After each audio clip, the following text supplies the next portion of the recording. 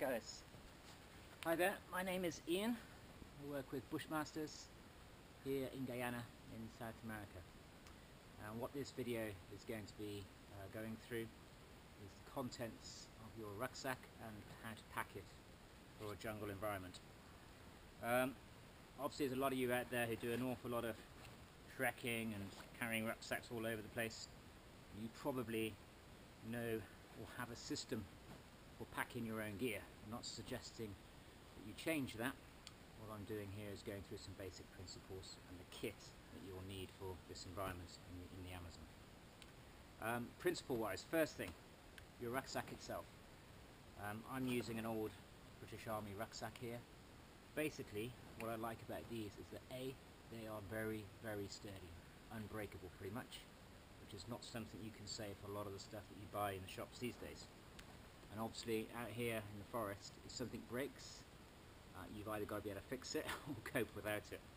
And a broken rucksack is not what you want. So you want something sturdy. These are also large. They carry a lot of kit. This one over 120 litres. I'm not saying you're going to need that all the time, but there are times when you've got a lot of group kit, a lot of it bulky, like big cooking pots and so on, and you need the extra space. You cannot have things hanging off the outside of a rucksack here because it's just going to get caught up on all the vines and bush and everything that's in the forest. So you've got to put everything inside the pack. So it's got to be able to take that. The other thing I like about the military packs is that they're simple. There are not loads of zips and buckles and stuff like that. You put it in, you close the lid, you put it on your back and you go. And obviously in this environment, keeping things simple is really important. You don't want straps and buckles and things all over the place. They can get caught, and as I mentioned, they can get broken. Okay, let's go through packing it. A few general principles then. First of all, try and double waterproof everything that you want to keep dry. Here in the forest, the rain is amazing. In the dry season, which we are now, it's been raining for the last 24 hours. The humidity gets into everything, and in wet season when it really rains, you'll be surprised how heavy it is, and you've really got to try and waterproof stuff. So what I do is double waterproof everything. First of all, I line the rucksack itself with a big heavy duty canoe bag like this one here. Okay, this is about 80 litre capacity. I then start packing my kit into smaller dry bags like these, and so that when they go in, everything is double waterproof. Okay, first priority, first principle, sorry, double waterproof everything. Second one is to compartmentalize your gear, and this is where we start identifying what you're carrying. In a jungle environment, you will need a hammock, which I've got in here. This is a Hennessy jungle hammock, deep jungle I think they call it. Very good hammock, very simple to put up and keeps the bugs away from you because it's got a built-in mosquito net and it's double layered so they can't bite through your arse. You'll see that on the setting up of the Basher video later, which is where you live. In the bottom of that I've got a very lightweight sleeping bag, very lightweight, one season if that. You don't need much here, but in the evening, in the early hours it can get quite chilly because the temperature drop is quite large, from 35-40 Celsius in the day down to 20 at night, so it's a big drop. Okay, and I'm putting those two items in this one dry bag, squeezing out the air so I make it nice and small, because those two are going to work together. I'm not getting out my hammock unless I'm going to sleep in it, in which case I need a sleeping bag. Similarly, I'm not getting out the sleeping bag unless I'm needing to put it in the hammock. So the hammock's in there. So bits of kit that work together, put them together in the same dry bag. You'll notice that most of my bags have got little metal carabiner clips on them just for hanging up. Because another thing is you don't want to put stuff on the ground. Not only does it get muddy and full of crap, but you end up playing host to scorpions and ants and everything else. So you want to keep things off the ground. And then I shove that into my pack, nice and deep, trying to use up the entire girth of the rucksack. Okay, so principle 1 is double waterproof. Principle 2, compartmentalize your kit. Next bag here is full of my dry clothes. Okay, trousers and stuff like that. The concept here is you've got 2 sets of clothing with you. The daytime set, long trousers, long shirts, underwear, socks, and the same for nighttime. You don't need more than that. You don't need warm jackets, you don't need swimming trunks, you don't need, I don't know, dinner jackets and tie. You just need 2 sets of clothing, daytime and nighttime set. Okay, so I'm squeezing that down inside the pack now. And this is where another principle is coming into play, where I'm putting stuff that I'm not using regularly at the bottom of the pack. Obviously things like your hammock you only get out at the end of the day, so you can go right in the bottom. Stuff like a medical kit, rations, water, you might need more regularly through the day, so that needs to be near the top. Next bag, in here I've got wash kit, my personal basic first aid kit, dry towel, sarong will do just as well. You do not need much wash kit, as you can see, you don't shave here. Any cuts and nicks will lead to an infection potentially.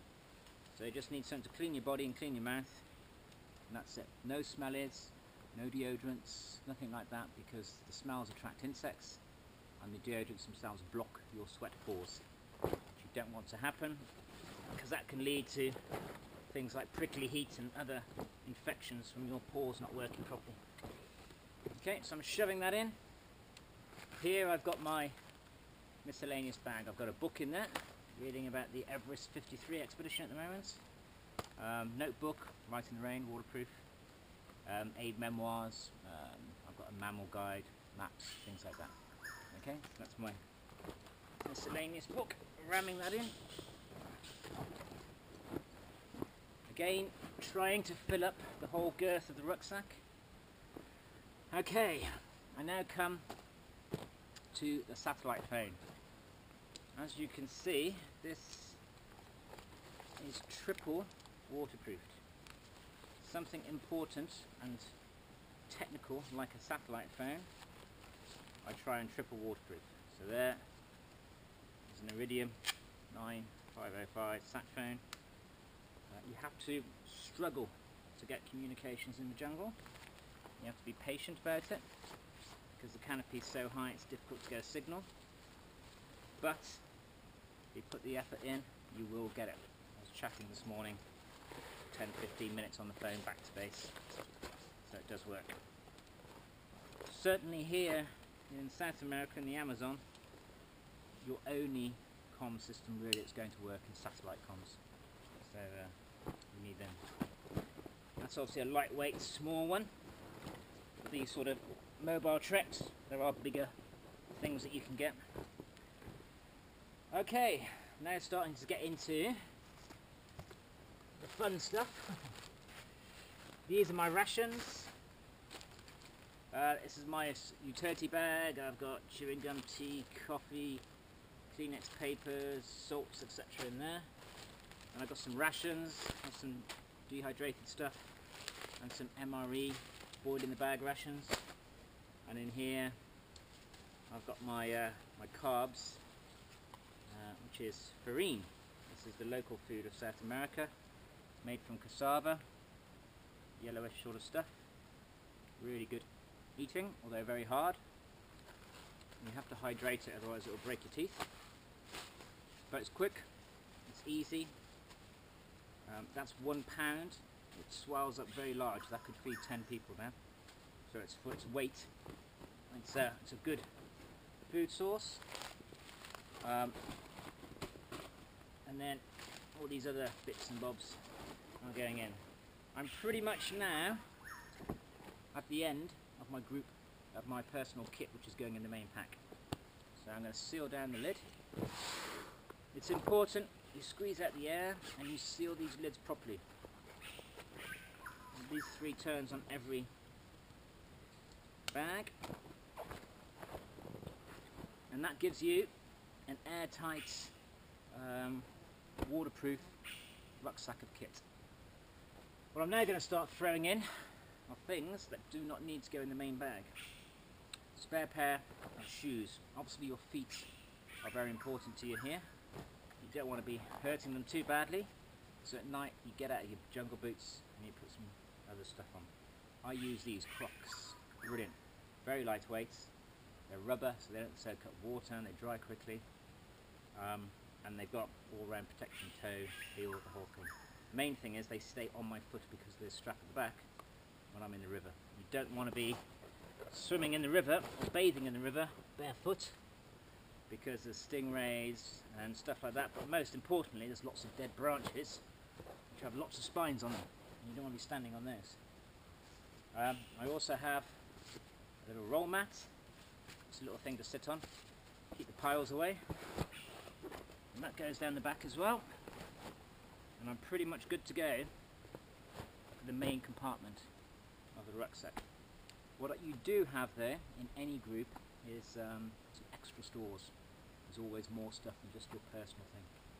So, what I always have is the group med kit. Clearly it's important to access, so I put it near the top of the rucksack. Okay, that's got all the main medical supplies. So I'll put that there, so everyone knows where it is, and then I can seal up. But there might be other things. I always carry a couple of camera traps with me.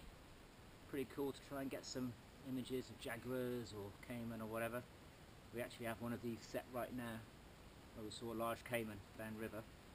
So I like taking those. I normally also have a day pack. Often we'll set up a base camp and then we'll go out to do stuff in the jungle, but I still need to carry with me when we do that the med kit, maybe a day's ration, stuff like that. So I tend to carry that. A good pair of binoculars are brilliant here. There's a lot of stuff to see, macaws and toucans and eagles and snakes and what have you. But often they're a long way away, so a good set of binos which are waterproof and fog proof, preferably nitrogen filled because they don't mist up like the air filled ones do. These are $100, so sounds a lot but it's worth the effort. And then of course there's safety ropes, 100 meters of safety rope, extra water bags for the group, lots of other things, but I'm not going to bother with them now. You can imagine the extra stuff that might need to be carried. Just going to seal up this. And what I'm putting on the top is the thing that I need access to the most, which is my camelback of water. Again guys, your water camelback, I know that's a brand name, but just what I'm accustomed to. Hydration system, if you wish, needs to be a strong one, a robust one. There are lots of cheap ones you can buy on the market and they won't last 5 minutes out here. So please spend the money, get a decent water bag. 3 litre capacity I use, and that goes on top of the rucksack, tube sticking out, so I can access it all the time. I can then seal the main pack up. I still have a few things to go in. Okay, the main one is my basher, the tarp which goes over the hammock. This is made by DD Hammocks, 3 meters by 3 meters, 10 foot by 10 foot. It's a waterproof tarpaulin. So because it is a waterproof tarpaulin, you don't need to waterproof it. Okay, so I'm going to be packing that away in a moment. I've then got all my trash. I've been in the jungle now for 9 days. I've collected a fair amount of metal and MRE bag trash that can't be burnt. Some stuff you can burn, obviously. Small things, you know, sugar wrappers. But a lot of it you can't. You must carry it out with you. Make sure you wash it all off so it's not stinking with food, and then that will keep ants and so on from invading your pack. I keep that on the outside of my rucksack simply because I don't want it shoved in with everything else. In here I have my bush hat and a head torch. I like to keep this somewhere close by so I can grab it quick if I need to. The torch and the hat, well, hats doesn't need to be waterproof, but the torch is a waterproof one. It's in a waterproof bag. Anyway, so I put that in my little pouch here. As you can see, I've got lots of other little pouches. Let's shove one of the group kit items, like the camera trap. Another pouch, I've got a poncho. This is in addition to my tarp. This is just another little area of waterproofness. I could maybe put a fire underneath it, especially in wet season. It's a good idea to have something else. But also if you're travelling on the boats, when the rain comes down, because you're moving forward and the rain's heavy, you can get really chilly. So just having a poncho close to hand on your pack means you can grab it quickly and throw it over you, even throw it over your kit if you want to keep that extra waterproof. Down the bottom here I have a water bottle and mug, 1 litre water bottle and mug. You have a camelback, correct, but it is a lightweight bladder bag. They can break, so I would suggest, if you can, always bring an extra hard, strong water bottle just in case it does break. Heat illnesses are your biggest risk in the tropical environments. To prevent those, you need to drink water, so having the ability to do so is important. Okay, so I always have that, and obviously the mug is self-explanatory. Drink my tea, cook my food if you don't have the big pots. The boil in the bags you can eat direct from the bag if you wish, but I also carry a small square metal mess tin in one of these pouches to eat from. And then the final bit is to put away my tarp, put that on top of the rucksack, right there, and squash it down as tight as possible.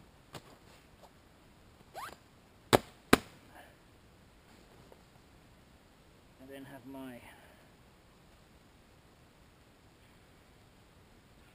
camelback tube goes around the side so I can drink as I move.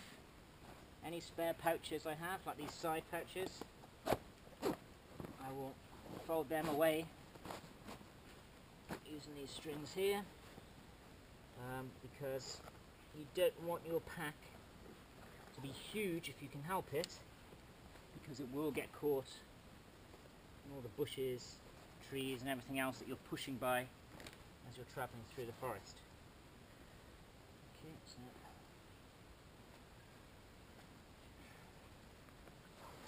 obviously at the beginning of a trip you may have a lot more kit to carry, which is why I don't take these pouches off. I leave them there because I may have more stuff. Scientific kit, group rations, more of this group kit like ropes and so on. Okay, and then that is your rucksack packed.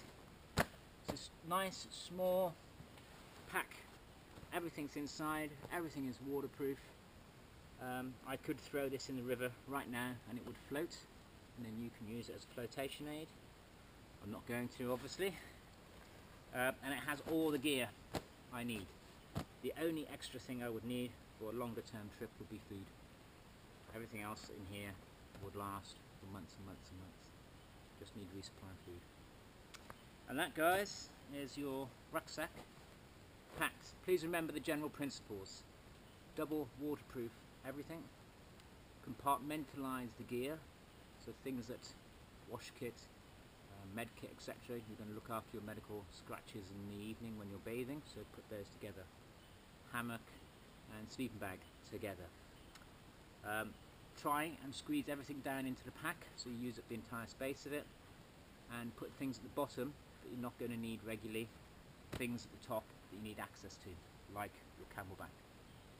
It just so happens that water coming in at 1 kilo per litre is quite heavy, so that camelback's probably 3.5 kilos of weight. What's that in real money? 7, 8, 9, nearly 10 pounds, and that heavy weight for bulk I want near the top of the rucksack, so it's easier to carry weights high up on your back. Anyway, that is it. If you have any questions about this, just email us. Amazon@bushmasters.co.uk. More to come. Thanks very much.